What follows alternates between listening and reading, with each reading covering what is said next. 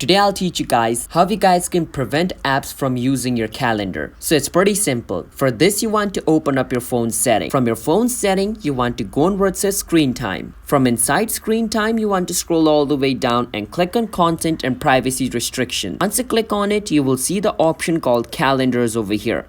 Click on calendars. From inside calendars, if any app was using calendar, it was going to be displayed at the bottom. So right now calendar is not being used by any app on my phone, so no app is being shown over here. But in your case, if like some apps were being shown, you can just click on the off button right beside the app and the app will not get permission to use calendar. But if you don't have any apps over here right now, just like in my screen, that means no app is using your calendar. And if you don't want any app to use calendar even in the future, click on don't allow changes. Once that is done, no app in the future will be able to access your calendar. So that is basically how you guys can prevent apps from using your calendar. Hit the subscribe to our channel one step for future videos like this. I'll see you guys in my next video. Until then, bye bye and have a nice day.